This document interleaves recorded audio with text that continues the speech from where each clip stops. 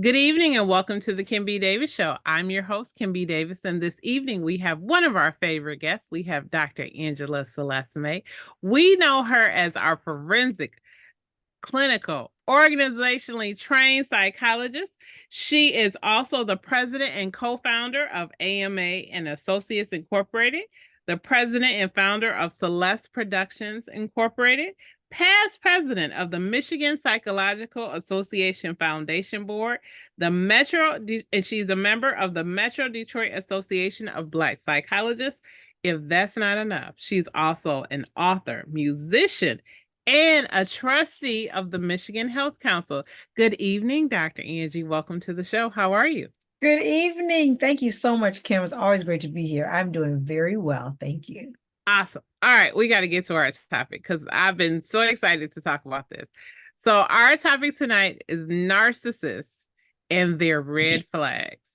So burning up all across social media has been this recent teaser story. And it is amazing because it's 52 episodes of this woman recounting her experience with this man that she nicknamed Legion. That's what she called him. I thought it was appropriate. I was like, "Ooh, he must be a devil for real."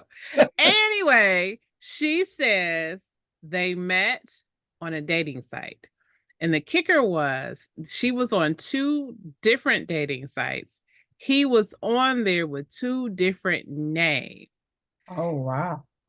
So whichever, I forget which dating site that they met on specifically, they had talked, they agreed to go out on a date. She was like, not really fancy. She was like, Cheesecake Factory is my jam. They were going to go. So here's one of those things, Dr. Angie, where we'd have been like, girl, God was trying to tell you something. Her tire blew out on the way to the restaurant. Oh, wow. So she pulls over because, her tire is out.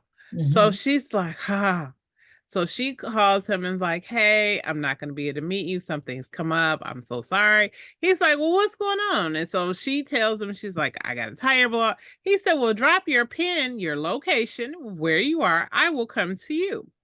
He comes to her. He changes the tire. He puts the donut on, takes the tire, buys her a new one, gets her all set, and they go eat. And they have a fantastic night. Now, some people would interpret that as, girl, your tire blew out. That's bad sign. You should let it go. Other people would say, girl, he showed up. He fixed your tire. He paid for it. Plus, you still got dinner. Girl, that's a keeper. That's the one. And I think from that moment, that's what she thought. She also said, which was interesting, that when she got in his car after dinner, in his car, remember, they just met on a dating site. They really didn't know each other, but she felt comfortable enough to be in his car, that he played this song that made her feel, that she said basically was saying, I think I found my wife tonight. And so it was like all the time. I know. Planned in advance. Following his, that's a script. That's page 2, paragraph 3 of his script. Of the Narcissist handbook. Well, that's his. That's his. His little special recipe. So here's what's funny. So fast forward, it's COVID. She's like, do we shelter in place at your place or do we shelter in place at my place? Because at this point, she thinks he's the one. He's saying that she's the one. They end up sheltering in place at her place because, of course, her place is nicer. He doesn't have as nice of a place. They start to proceed to talk about marriage. She's like, I'm a Christian. I really want to be married. I don't want to be the girl that lives with somebody. I always said I wouldn't. Here I am, feeling guilt, all these different things. They get married. He puts his social security number down on the wedding license. Keep that in mind. Fast forward, they are still living together. They are now married. They want to buy a house. He has told her that he graduated from San Diego State University, that he was married to a woman who tried to take his money from him, and he divorced her in California. Okay. He also said that he is very interested in arena football because he used to play football in college, and then I guess like arena football or something. So she was like, okay, whatever. I don't know anything about arena football. So he tells her he has some offshore accounts, and it's sounding all nice the way he's explaining it, that he has money, da da da da da. They find a house. She's like, oh, this is it. This is the house. The realtor is like, okay, well, just submit your paperwork. You know, you got to provide proof of income. You got to provide proof that you actually have the money that you say you do. So whatever accounts you need to show a balance, he won't provide any of that. And so she's looking at him like, well, what's the issue? And, you know, he's telling her, I can't have people in my business, blah, blah, blah. You know, people be wanting to take my money, this and that. And she's looking at him like, but it's the realtor. So there's an impasse. The realtor sort of backs off because, you know, the husband hasn't supplied any information. They end up with another realtor going through the same process again. And she tells the story over the course of 52 episodes. And she says basically the same thing happened again. Found another house. She really liked it. This time it was a lady. This lady said the same thing. I guess she sensed that something was not right. So she backed off, but she reached out to her independently of him and said, listen, whatever is going on, if you need a house or property, call me. I got you. So she said, okay. So then she said, you know what? We don't have to buy a house. We can just rent. So they ended up renting something, found something to rent to save up some more money. Because again, it was her way of, I can't move this situation. So I'm just going to try and fix it and we're going to do something else. Then she started to get curious about some things. Again, because it was about money. She had a job, wanted to get another job, told him, I really want to get this new job. And he laughed at her. Nobody's going to hire you. You can't get that job. You need to stay where you are. You love that job that you have now more than you love me. And she was just like, what? So thankfully, she went and applied for it, but she needed his social security number. So he put... She needed his social security number to apply for a job she's getting. Yes, I believe it was like a government job of some sort. And sometimes, you know, because they said this is your spouse, right? We need his ID number. So sometimes if you're taking one of these specific jobs where you have to have some type of a clearance or something, you got to provide everybody's information, especially if that person is married to you. Yeah. So he put down a social security number. She looked at it. Something about it was different. She went back to the wedding license. It was off. So she said when she had ran the one that was on his wedding license, nothing came up on that one. No San Diego State University. So remember I said he graduated from San Diego State. She called San Diego State. San Diego State was like, we have no idea who you're talking about. She went back to him. This is a lot. She went back to him. He told her that his father had paid for him to be a private citizen at the university and that meant his records were private. Nobody would know who he was. And she looked at him and she said, I never heard of that before. And again, she let that go.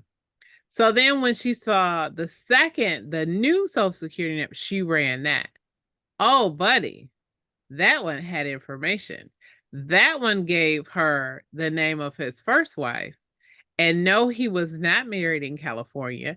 No, he did not get divorced in California. He was married in Georgia in a county over. The ex-wife was in Georgia. She was the current wife, her name is Risa Tisa, at least that's what she calls herself, was able to go and pull the public records. You know, people get divorced. There's a public record. Yeah. She pulled the public record. She had to do it in person. She left, as she said, I did what anybody would do. I left work. I told my boss, I got emergency, gotta go. I'll be back. She went, pulled the records, got the information, picked up the phone, called the lady, and told the lady, said, "You don't know me, but I'm such and such, and I'm married too. Can you please talk to me?"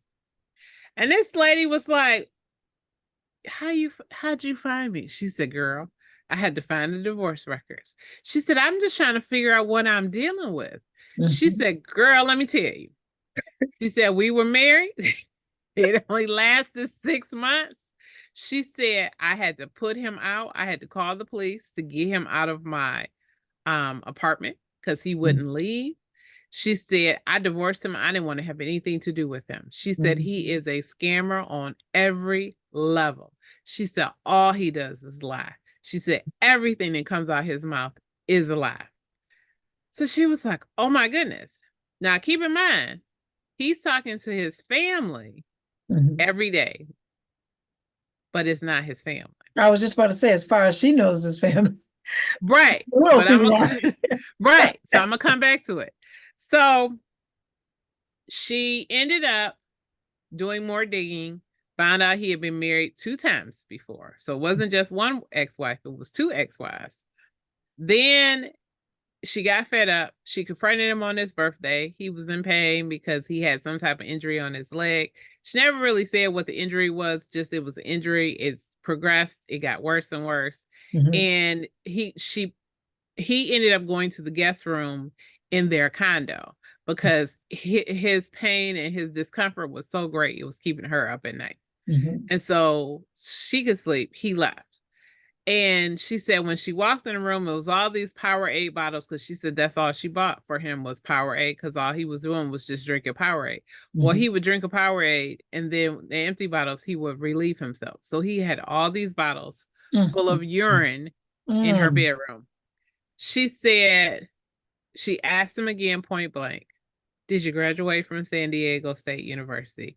And he started to gas her up and basically say, "Oh, you bringing this up again? Why are we even talking about this? I already explained it to you, told you, So he called his aunt, and his aunt was like, "Baby, you need to come home. Just come home." Her mother ended up on the phone, and I don't remember if he called her mother or she called her mother. But her mother told him, "I'm not there. She's asked you to leave. I suggest you leave because I think she's going to hurt you." So she told him, he was like, "Oh, she ain't going to do nothing." She said she got right up in his face. She said, "I will beat you like the bunny you are." And she didn't say bunny. And he looked at her. She said he looked at her. He got scared because he saw it. He saw the hurt, the anger, the bitterness, all of that was in her face, and she was not playing. She said, "I would have beat him like a Cherokee drum," as The Rock would say. He left. He went home to his family, told his family they were married. They had a baby, that she cheated on him with a police officer. And the police officer, yes, this story is just. He chose a particular profession for the fantasy. Okay. Yes. Said she was cheating with a police officer. The police officer pulled out his service weapon and threatened him. Oh my goodness. So he had to get his stuff and get up and get out. So his cousin called her and said, "Listen, we just want to see the baby. We don't know who you are." Yes. She said, "We don't know anything about you. He just told us about you, but we know he lies, but we just want to make this baby." She said, "Who told you we had a baby?" She said, "He did." She said, "Girl, I had a miscarriage." The cousin said, "Oh my goodness." She said, "This is why we don't even deal with him, because all he does is lie." The crux of this story is the cousin then broke it down. All these calls that he was having every day, and I know this is a lot, but every day he would pick up the phone and say, "I'm talking to my brother." And so it's like if we were on the phone, I'd be like, "Hey, Dr. Angie, how you doing?" And my husband shout at you, "Hey, how you doing?" And I'm like, "Hey." Kevin say, "Hey," and you would say, "Hey," back. He was doing that, but there was nobody else on the other line. What was the purpose? it was showing her that he had family. Mm-hmm. And so all the people that he said he was related to, he told her he had 2 sisters and 3 brothers, or 3 sisters and 2 brothers. He had an older brother and a twin. His older brother didn't deal with him. His older brother was actually a vice president. So all the things that he was telling his current wife, that he was the vice president, that he had all these perks and benefits and all these things, it was because his older brother was Brother's doing it. story. Mm-hmm. Yes, that was his story. The sisters that he had turned out, the cousin said, girl, that's one of them is my daughter. Kim is because one of them was named Kim. She was like, that's my daughter. She said, the other one is his cousin, and the other one was somebody else. And I was like, wow.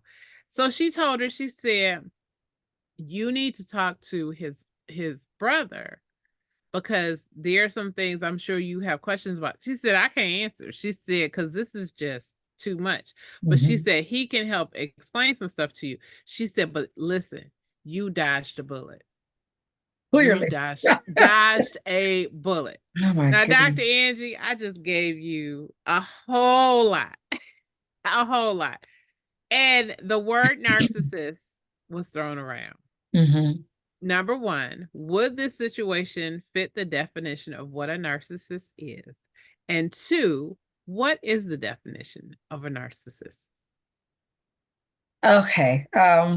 Well, it's very good that you begin with that question, because the word narcissist is not only tossed around in this story, but people do overuse the term, as they tend to do, as people who are not in the profession, in the mental health field or fields, tend to do when they learn a little bit or hear, learn a new term or whatever. They start, tossing it around and applying it to all kinds of situations. They have nothing to do with, what the actual term is. One of my favorites, not really favorite, one of the ones that drives me crazy, that you hear all the time.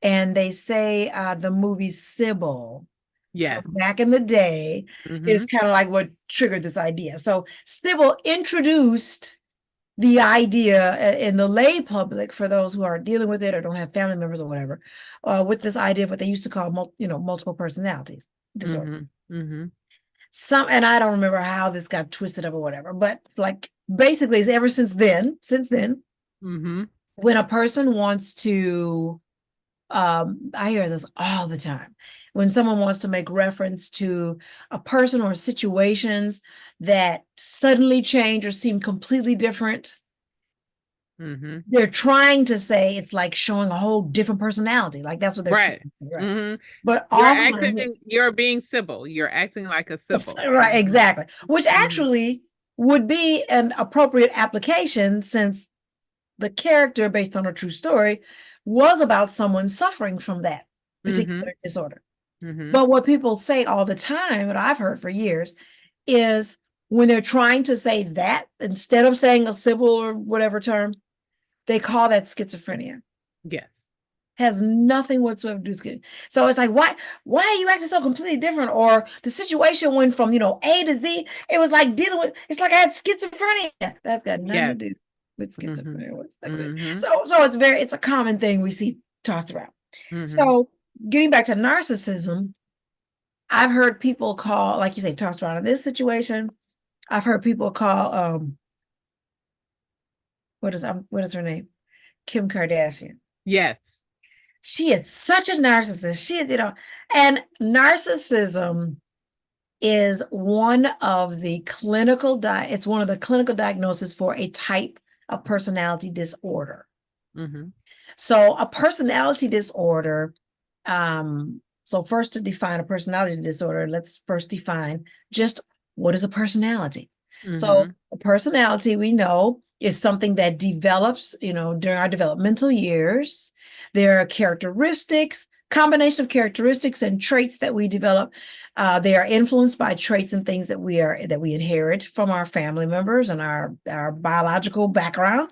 You hear this all the time, and you say, "Oh, little Johnny is just like his grandfather." I'm seeing personality traits that remind me so much of his mom. So the combination of environmental influences, your own unique unique traits and ways of doing things, as well as inherited traits. They all work together to help you develop a personality, our personalities, right? So we know that at some point in our developmental years, our personality is pretty well set, for the most part, pretty well set, even though there's more growing to do. And again, life circumstances can really go a long way towards impacting our personalities, even once they're set or pretty well set, whether it's tragedy or trauma, whether it's some great triumph or growth, and you see another part of that person emerging and they're really growing in ways, that we may not have seen before or whatever. But generally speaking, our personalities are, they're from those various influences, and they develop during our developmental years. The way you're raised, all of those things help to influence that. A personality disorder is when there's something along the line. Something's going on. Oftentimes it's in the environment. There's some aspects of personality disorders, just like any personality, that can be inherited, depending. And the environment in which the person is raised may help to really set some things off or get you kind of skewed. So the difficult thing with personality disorders is that, just like any of our personalities, it's set and entrenched. And you know how hard it is to try to change a whole personality, right?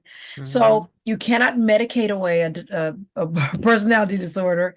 There are people who think, there's debates, I think, within the mental health field, but more so outside of the field. Lay people tend to assume, well, that's your personality that, can never change.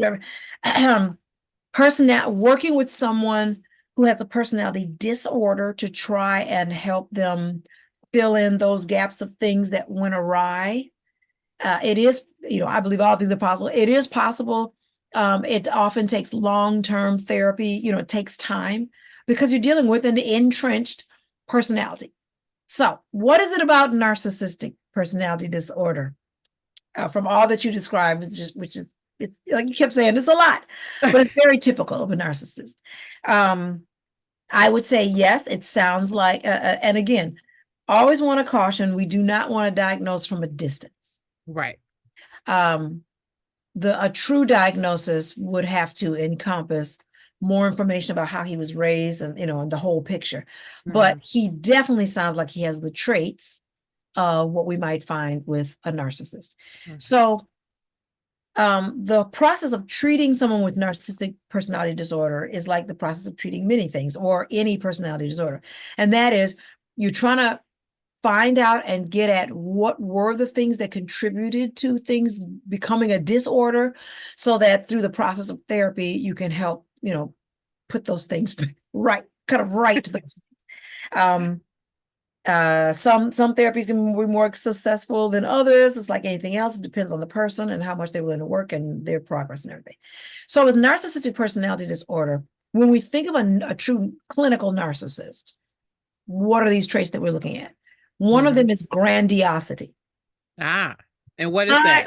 I am the greatest thing that you have ever seen. Now I'm going to go ahead and, like I said, we do not. Please do. I know where you're going. I know where you're going. We're driving that truck. We're turning that corner.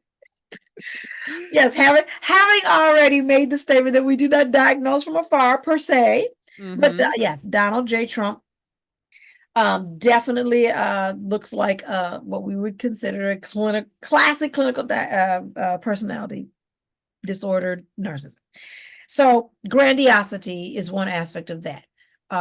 We see it in him. He always has the best of everything, no matter how awful or bad or unsuccessful something may be. It's the best. According to him, he's not only one of our best presidents that we have ever had in this country, but according to Donald Trump, speaking about himself, he will allow President Lincoln to maybe be neck and neck with him. Yes. But lately, at times, he says, he really may be better. Right. So grandiosity. I am the grandest. I am the best at everything. So that's one of the symptoms. Another one is fantasies of power. Fantasies of power, in which I can do anything and get away with anything. Now, as Christians, we believe that all things are possible, absolutely. Yes. But these fantasies of power about, I'm the most attractive as anyone's ever seen. I'm the most intelligent. I'm the most, because again, Donald Trump, most people who, not to overly generalize or stereotype, but oftentimes people who are particularly gifted Mm-hmm. in whatever area do not go around announcing Yes. that they are particularly gifted. However, number 45, as we call him, those of us Yes. who Mm-hmm. prefer not to refer to him as president of anything, often, as he has said, he is a stable genius. Yes, he has said that. Yes. So we have grandiosity, we have fantasies of power, we have self-perception, which is distorted, right? Mm-hmm. Yes, we are each unique. That's true. But for the narcissist, with that actual clinical diagnosis of personality disorder, they are not just unique, but superior. They're just superior to everyone. And like to associate themselves with the very people of the highest of status and highest of institutes. So I think we had talked about it once. Remember when Wharton, the highly prestigious university, Yes. requested that he please stop telling people. That We shouldn't laugh. It's very sad. Very sad. Yes, that he please stop telling people. Well, why is he telling people that all the time? He always had to affiliate himself with whatever in his mind is the best, the highest, all that. So there's Wharton, again, using Trump as an example. People talk about how he, for years and years, long before he got into politics, because he was in public life for years, and he was always trying to court and run after and be affiliated with and seen as an equal to the power brokers in Hollywood, the power brokers in his industry of construct, all of that stuff. So that's another one. Needing continual admiration from others. Continual, that constant stroking. When we hear about that, we often think of someone who is really the opposite of someone who thinks highly of themselves. It's really indicative of someone who has very low self-esteem. I need to constantly reinforce how great I am, because I don't think that I'm great, actually. Right. A few others of these, there's several of them. Another one is sense of entitlement, of course. We're seeing that right now with no one can, it's part of that power fantasy too. No one can touch me, I'm above the law. All of that. Very exploitative of others. Very exploitative of others. To achieve her or his personal gain. So yeah, that's several of them, and these are coming straight from the diagnostic code of the list of symptoms that one would look for in someone who actually has this particular personality disorder. Being intensely envious, and intensely so. So once again, number 45, Trump. He wears his feelings on his sleeves, right? He's very open. What do they say? He says the quiet part out loud a lot. Yes. So there's no doubt that he is enormously jealous of President Barack Obama. Oh, absolutely. Enormous. He talks about him all the time. I'm better than him. And I just like, really? Right, exactly. Why, the whole notion of just continuing to harp on the fact that he wasn't born here. He's been president twice. That question has been asked. Yes, that question has been asked and answered, confirmed, verified, all the things. Yeah. And yet and still you keep saying it. Intensely. Yes. So and there's like one or two, an arrogant demeanor, a pompous, like arrogant demeanor.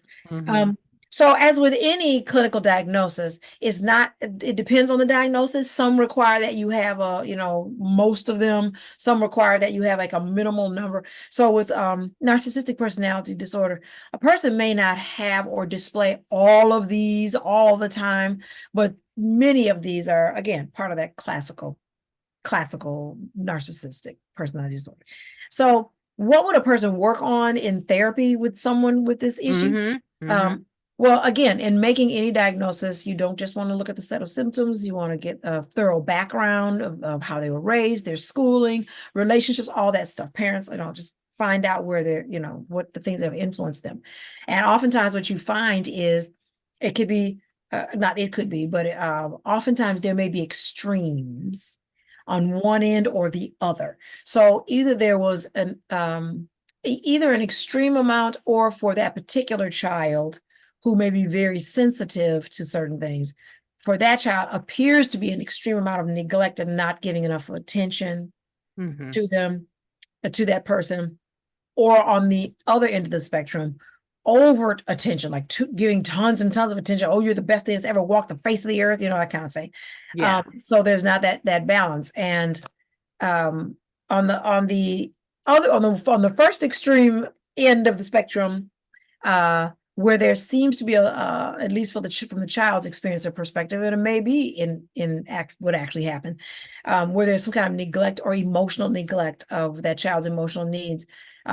What do we do? What's the human tendency? We try to compensate, try to make up for that by building ourselves, lots of different ways. Some people tear themselves down and hold their head down.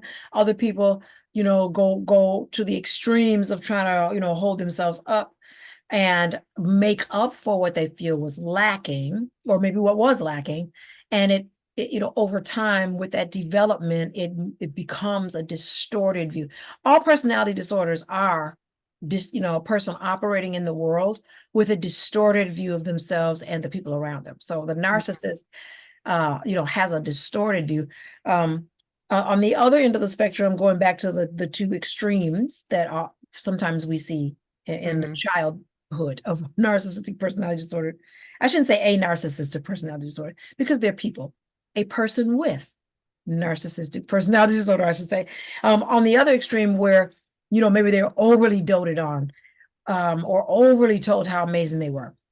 Now, I was told I was amazing all the time growing up.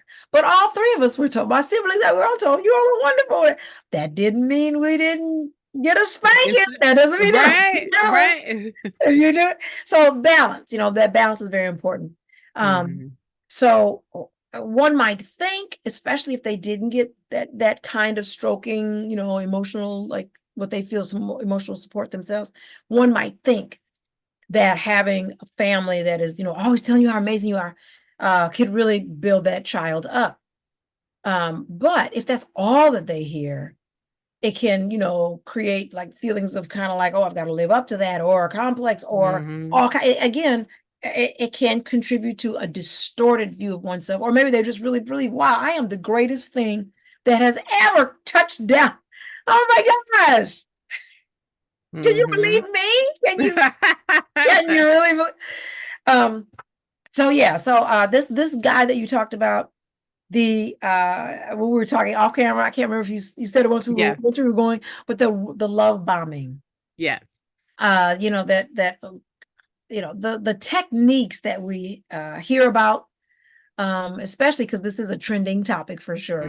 More and more people, as they share their stories, like this lady on YouTube, get in the comments, like you were saying, and they'll say, oh my goodness, I had the same experience, and people are talking about it more. A lot of times, as with anything really, people do not tend to be all bad or all good, right? A person who makes the mistake of cultivating the more negative parts of themselves can appear to be all bad, or primarily. But for this guy that you were describing in the story, the love bombing at the beginning, as that terminology, love bombing, meaning constantly, doting on them and giving them everything and all this kind of stuff. There's for the person who's truly a narcissist, the purpose of it. What's the purpose? Yes. What is the purpose? What is the purpose? Okay, narcissists, remember, one of those symptoms is the feeling that I need people to constantly build me up, constantly believe I'm, amazing. So if you have someone who doesn't know you very well yet at all, and you're constantly just giving them just all kinds of everything, gifts and whatever, what are you training them to think about you? Oh, wow, you're my Prince Charming, Princess Charming. You're the most amazing. Oh my gosh. So it's very important with the facade Mm-hmm. to appear like you're the greatest thing that, so this helps. Another reason for it is part of the setup. Part of the setup. So oftentimes people with narcissistic personality disorder, they need to feel powerful. They need to Mm-hmm. feel they have a power over you, over others. So how can they get that power? Well, I get you in my good graces first. I spend some real time making you think I'm the most amazing, blah, all of that. Not sure. I mean, we all may want to put our best foot forward when we're first dating or first meeting someone or whatever, but to go out of their way to make sure that, no quote unquote flaws, they appear to be the perfect person. Mm-hmm. That is to, like, kind of reel them in so that they have a number one fan there to stroke them Mm-hmm. constantly, the Mm-hmm. ego. Number two, it makes it easier to manipulate them and use them down the road, because another one of those symptoms is to manipulate people for their own gain. Mm-hmm. Mm-hmm. And that could be financial gain. It could be, career gain. It could be to make me look good in front of, whoever I'm trying to press in the public and all that kind of stuff. So there's that part of it that you talked about from the story. Mm-hmm. The fact that he, there's definite warning signs just from the way the way I was raised, the way many of us were raised, that I think just generationally we've kind of gotten away from. Mm-hmm. And that is helpful. That can be helpful. The old ways, they were there for a reason. Some of those old ways, a lot. Yes. Yes. One of the things that I know I was raised with, and I'm sure you were, we were told, you do not accept gifts and all Not at this all. elaborate. He might be able to give you a brand new eraser. Oh, wow, Mm-hmm. thanks. That's about it. Not go and purchase a $200 tire. Right. We were told that stuff. Why are we told things like that? Especially girls, we're told that, even guys To too. protect you, so people couldn't use you and abuse you. Mm-hmm. Exactly. Or Mm-hmm. and manipulate. That's exactly. You don't And know who they manipulate you. are. Exactly. You Mm-hmm. don't know Mm-hmm. where they're getting this stuff from. Mm-hmm. And it bypasses the old, people. I started saying people make fun of the old-fashioned courting process, but I have found more young people are saying they're learning that, you know what, I want to be courted. They're hearing stories. It's like, to be courted means you take time with each other to figure Mm-hmm. out who they are and all that. So, one of the first red flags, he just took care of everything. I don't know you. Right. I don't need you to take care of everything, number one. Mm-hmm. Number two,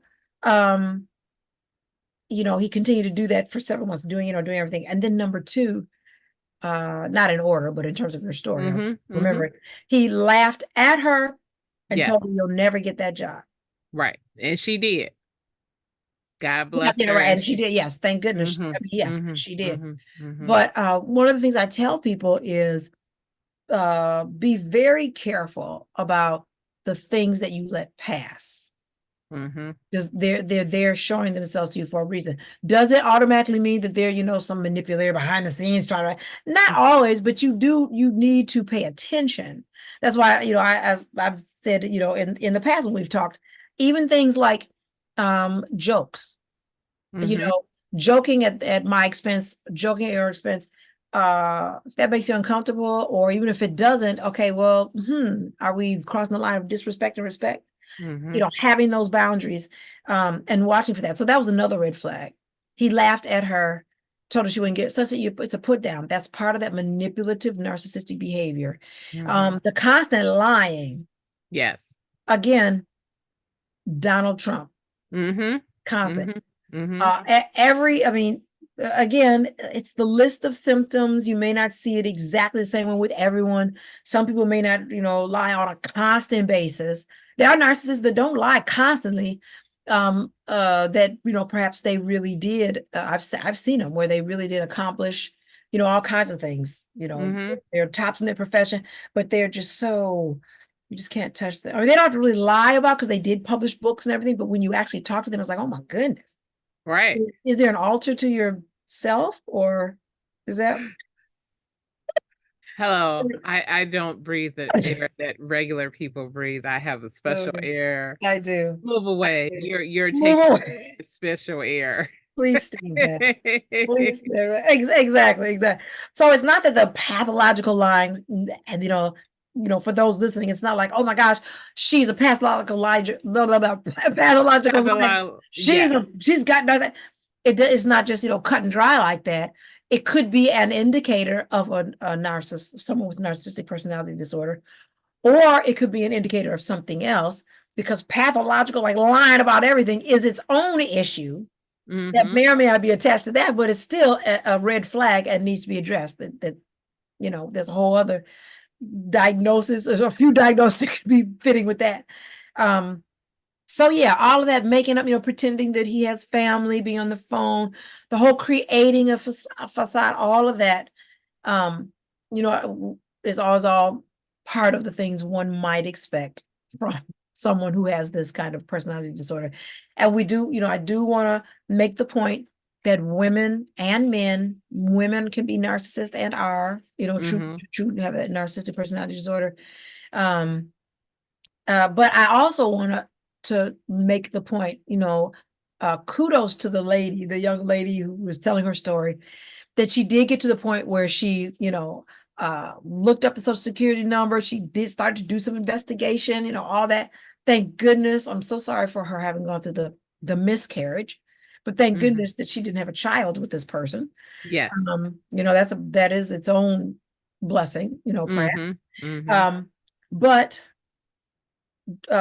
what we don't want to do is wait until after the ink is dry on the license, on the marriage license. If it's still wet, maybe you could rub it out. Maybe you could blow on it, just kind of rub it out. But we don't want to wait until then to find out who are your friends, who is your family. Not a voice on the other end, but let me actually see them. And why we shelter, and I understand what she was saying. She, being a Christian, she was saying she doesn't believe in living together and all that. I do understand she was uncomfortable. But again, that's also another red flag, because it's not that every relationship is perfect. Sometimes we do things that's like, that doesn't necessarily feel comfortable to me. But if, again, that's a value of hers, why? Like, I would want to ask that question. Why are you living with someone that you just said that for your value system? And it may just be, I just felt whatever, or maybe this time, or maybe I just thought about because I would get married soon, or whatever the case. Right. But each of those things are, telling us, they're telling us something. So it does take two to tango. Absolutely do not want to victimize the victim, but like you said, the lady said, she shot these episodes so that people could learn. And one of the most important, and like you said, like she shared, for herself, she had lower self-esteem. She didn't think as highly of herself. There's nothing wrong with wanting to get married, but you can really put yourself in a bad position if, as much as you want to get married, the marriage, just the idea of being married supersedes this person you're dealing with, because you're going to deal with that person. So yeah, it is definitely a cautionary tale. And another thing too is that people have personality disorder traits too. So there's that. Some of the personality disorders, there's narcissistic, there's paranoid personality disorder, there's borderline, there's different ones, all having some roots in, again, how their personality developed, what was going on. But there are also clinical diagnoses of people who have, we don't call them tendencies, but they may not have the full-blown personality disorder, but they have aspects of it. And maybe they're not enough aspects to meet the threshold of the diagnosis, but they have these tendencies. So we do see that in narcissism. So when we hear, again, going back to like the lay public, they don't necessarily know all the clinical terminology and all that, which is fine.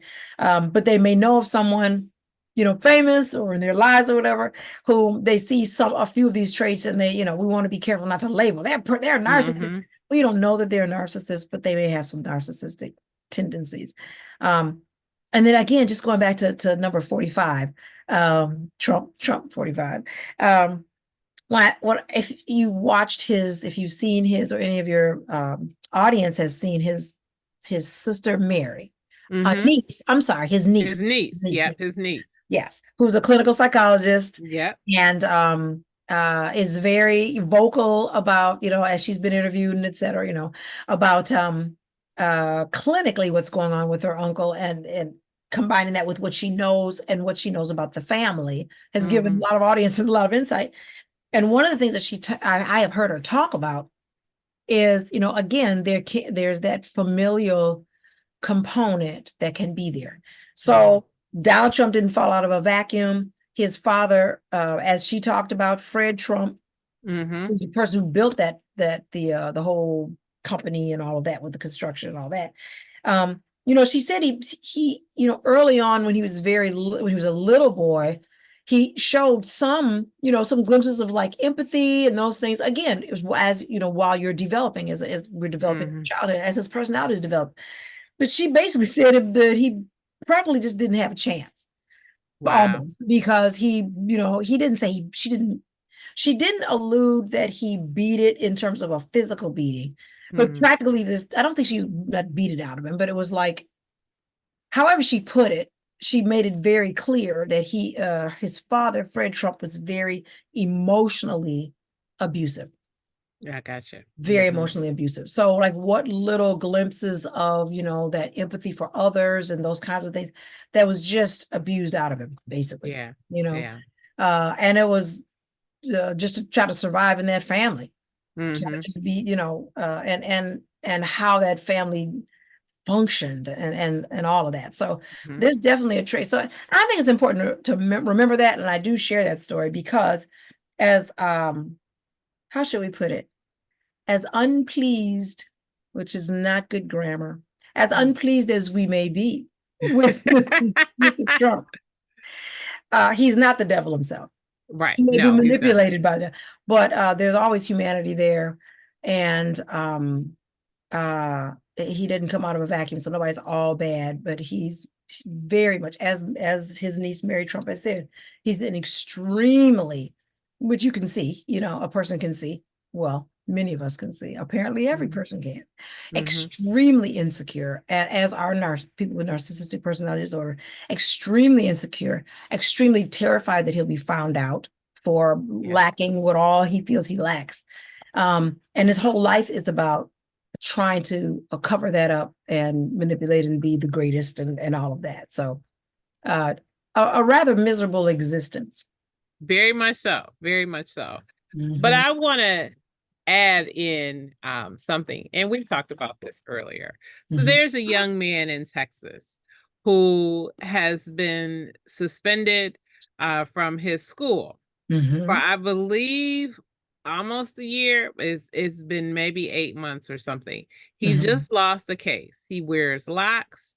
And when you talk about narcissism, especially how it's been infused into politics in the state of Texas, in this particular district, they are telling this young man that because, and they have the Crown Act, Mhm. it is passed in Texas. However, there is some quibble over language in terms of length of hair. Mhm. And so the Crown Act itself has language protecting hairstyles specific to African Americans and whomever else. Mhm. The school district has language that defines hairstyle around length.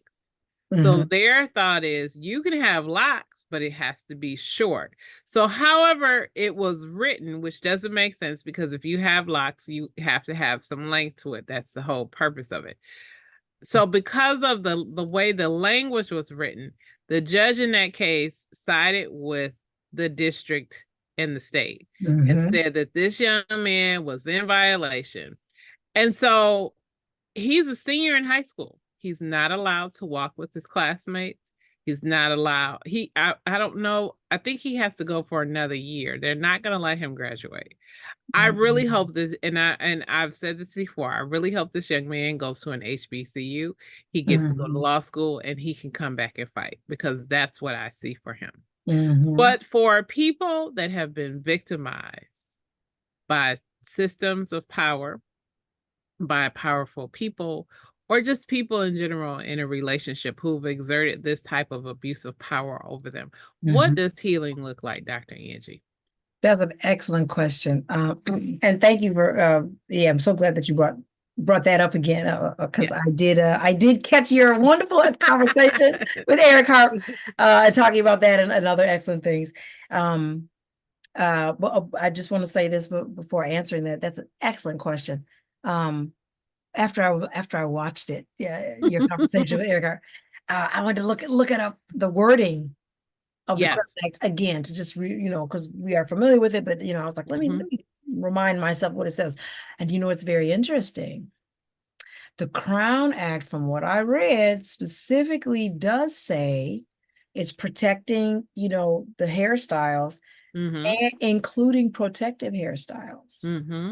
And his he was hairstyle is a wearing protective hair. Exactly. So to me, that sounds like that the judge had more leeway to decide, which kind of direction. And that arrogance of just, for Black people in particular, for whom the Crown Act was created. Let's just be frank, because we were always being discriminated against about our hair. Every part of our personages, that's a word, every part of our bodies, particularly because of the legacy, which is not that long ago, we have been free in this country less time that we have been enslaved. So because of this memory, this that's been handed down, because of this long-term, horribly unhealthy, I hate to call it, well, it is a relationship of sorts that we have with those whose ancestors had done the oppressing and the oppressor and all that kind of stuff. There just is this entitlement and this conversation about narcissistic tendencies and all of this entitlement to our bodies at any time, in any way, and I can understand people who say that we're just hated. I don't believe that we're hated. I believe we're envied. I believe that people, which has been demonstrated as well. And that goes to our hair as well. We know the history of telling Black women that they needed to cover their hair back in enslaved times. Many have said it's because white women were jealous of all these elaborate things that the women were, and it was taking the attention of their husbands, and just all kinds of stories. So it's part of, sadly, in 2024, it's part of that whole legacy of that arrogance. But what does healing look like? I think that I would say healing has different aspects to it. One of them is what the young lady said in the story that was sharing her story. And that was when as she was warning people and to learn from her experiences, to really work on feeling good about yourself. So working on feeling good about what you have to offer in the world, who you are, what you bring to this world, what you contribute, working on your self-esteem. That does a few things. Anybody can be duped by people. It's not like, it's not like you're flawed if you are, the strongest, smartest people can be. But if you do have a stronger sense of self and a higher self-esteem, it can both inoculate you to a degree, sometimes to a large degree, from some of that kind of manipulation, as well as help you heal on the other end of it.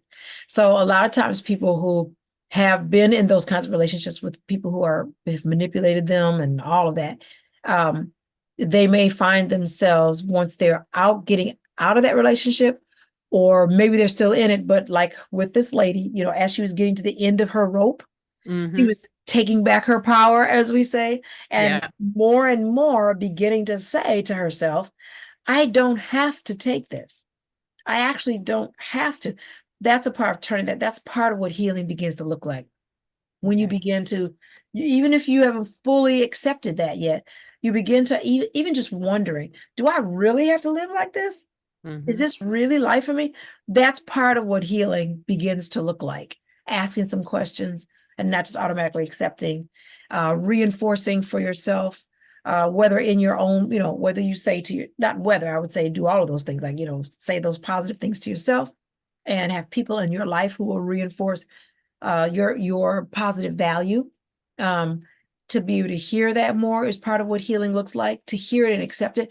Excuse me, because sometimes, like if we have a loved one or we know someone, maybe it was you yourself, the particular person who knows what it's like to, I mean you, but whomever you, any of us, me, who knows what it's like to, or have seen someone going through that whom you're close to, where you've been telling them all along how valuable they are, but they're not hearing it. When they start to hear it and start to accept it and say, well, maybe I am worth that. Maybe I don't have to take this, to begin to question. That's all part of what healing looks like. Taking more time, that's another thing too. I like we said earlier, I know in her case, and many times people can be more easily taken advantage of if they're, like really feeling desperate to have a person in their lives, or a, that spouse or that boyfriend, that marriage. Again, nothing wrong with wanting to be married or really wanting to be married and wanting a family very badly. But healing looks like I'm not willing to compromise who I am in terms of my values. I may compromise some things in the marriage, we'll talk these things through and work and see where we land and all that. That's different than compromising values and self-esteem in terms of our healing looks like I'm not going to allow you to put me down. I'm not going to agree with you when you put me down or try to. I'm going to insist that the people in my life going forward hear me and respect what I have to say. All of those things are part of healing.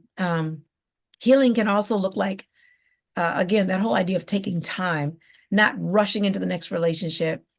That's another one. Sometimes people will get out of one, they're still wanting to get married, and then they, right. And some people are those serial daters, like they almost never have time just for themselves. Take time to find out what you want. All of those processes are part of healing. And then also it's very, very important too, like with any kind of wound, to try to find out as much as you can. This is also why taking time is so important. Okay, let me look back on this with some distance now. And this is what this young lady did. What was it that got me into this in the first place? And she said it for herself, her self-esteem and all that. And the answer can be different for different people, but it's very important to take time. That's part of your healing too. Part of your healing is taking ownership for maybe the red flags that you ignored, or right. or whatever, your part in that, to acknowledge and to learn from, as you go forward. So I feel like it has all of those different parts. And then when you also part of healing, when you do feel ready for the next relationship, or you are even just getting to know someone, that you find that you are at least working on slowing down and not rushing anything, and taking time to find out who they really are and who you are with that person. Also, I think all of those are part of learning and healing. That all goes hand in hand. Dr. Angie, as always, you have given us lots of information to think about. Thank you for breaking this situation down. Before we get out of here, please tell us how we can find you on social media, how we can reach you, and what you have coming up next. Well, you can reach me on Facebook, Instagram, YouTube, LinkedIn, and a little bit on X, on Twitter. Go by my name, Angela Celeste May, or Dr. Angela Celeste May. For all of those, I put out content having to do with a variety of things, but definitely music as a professional musician, as well as psychology stuff. Also my company with my sister, Michelle May. We have a counseling, consulting, and coaching company, and it's called A.M. May and Associates Incorporated. So you can find find me at amaassociates.com at our website. You can find me at our Instagram and Facebook for same thing, AMA Associates. And Angela, Celeste May, Michelle, and May. You can contact me for if any inquiries about booking performances or anything like that at Celeste, which is my middle name, Celeste, Celeste, MUS, which is short for music, and the number 1 at AOL.com. What else? Of course, I have my you could get all the songs from my 2 CDs from Reverb Nation. Just go to Reverb Nation / Angela Celeste May, and there's all the music there. You can also go to iTunes and other things, where you get your music for my 2 albums. And then, of course, there's my book, Freedom. There it is. What is the experience of living without negative self-imposed limitations? Many people have found this very helpful. It was research that I did, and there were 7 themes that came out of it. And I really wanted to do some work on resilience. So regardless of your background, where you come from, your walk in life, you will find, I believe, freedom helpful in some way with these themes of how to get from being stuck in some manner to becoming free from that, whether it's relationships or work life or whatever the case may be. And as far as what I have coming up right now, I'm vacationing.